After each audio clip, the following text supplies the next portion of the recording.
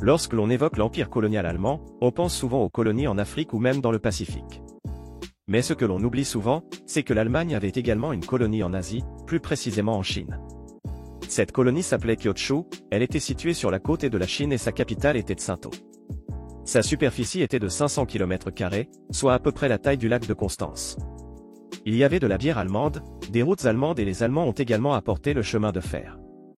Mais comment l'Allemagne a-t-elle pu établir une colonie si loin de chez elle et dans un pays aussi étranger que la Chine? Et pourquoi cette colonie a-t-elle ensuite disparu? Au cours du XIXe siècle, les grandes puissances européennes se sont lancées dans une course à la conquête de toutes les terres blanches inoccupées de la planète.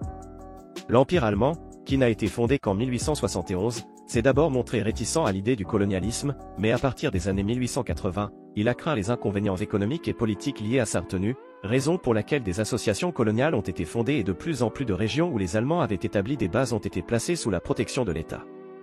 L'appel à la place au soleil se fait de plus en plus pressant. Les régions les plus connues sont probablement l'Afrique du Sud-Ouest allemande, l'actuelle Namibie, et l'Afrique de l'Est allemande, qui comprend les États actuels de la Tanzanie, du Burundi et du Rwanda. Mais les Allemands tendent les doigts beaucoup plus loin, jusqu'en Asie, car la Chine en particulier est considérée comme la plus importante zone commerciale non européenne. Dès 1860, une escadre prussienne explore la baie chinoise de Kyushu et conclut un premier accord commercial avec la Chine, qui se révèle très inégal en faveur de la Prusse. Il faut dire que la Chine était extrêmement affaiblie à cette époque. En raison notamment des guerres de l'opium avec les Britanniques, la souveraineté politique et économique de la Chine était massivement restreinte, ce qui explique pourquoi le pays était pratiquement impuissant face aux puissances coloniales européennes.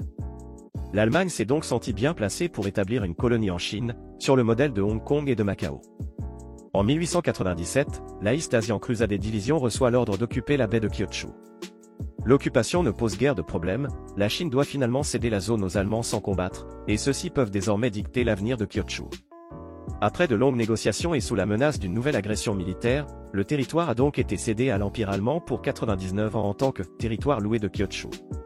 En outre, les Allemands obtiennent le droit de construire des chemins de fer et d'extraire du charbon. Officiellement et par euphémisme, le territoire n'était que loué, mais de facto, il peut être considéré comme une colonie allemande pendant la période allant de 1897 à 1914. La région devait être transformée en une colonie dite modèle, c'est pourquoi un système juridique a été créé, la construction a été strictement basée sur le modèle européen et une infrastructure a été créée avec des canalisations d'eau, des hôpitaux, des écoles, des églises, des halles de marché et même des brasseries. Cependant, la colonie présentait aussi de grands inconvénients, surtout pour la population autochtone. La société est divisée, de nombreux habitants sont dépossédés et réinstallés et toute résistance aux dirigeants coloniaux est violemment combattue.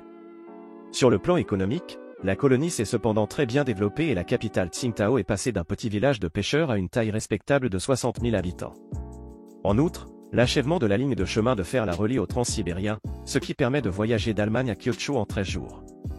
Cependant, le règne des Allemands n'a pas duré longtemps et s'est achevé en 1914 avec le déclenchement de la Première Guerre mondiale. Kyushu a été occupé par les Japonais dès la première année de la guerre et, à la fin de celle-ci, l'Allemagne a perdu toutes ses colonies. Kyushu est donc tombé aux mains du Japon, qui l'a restitué à la Chine en 1922 sous la pression des États-Unis. Mais quels sont les vestiges de l'occupation allemande? Le plus connu est sans doute la bière Tsinto de la brasserie Germania, comment pourrait-il en être autrement? C'est l'une des deux plus grandes marques de bière en Chine et elle est exportée dans plus de 100 pays. Certains d'entre vous l'ont certainement déjà goûté. L'architecture de nombreuses maisons de Tsinto, qui s'appelle aujourd'hui Qingdao et compte plus de 6 millions d'habitants, rappelle également fortement le passé allemand. Par exemple, l'ancienne maison du gouverneur, le club des officiers, l'église protestante du Christ et la rue allemande. Le bâtiment de la brasserie Tsingtao, dans lequel se trouve aujourd'hui un musée de la bière, est également très célèbre.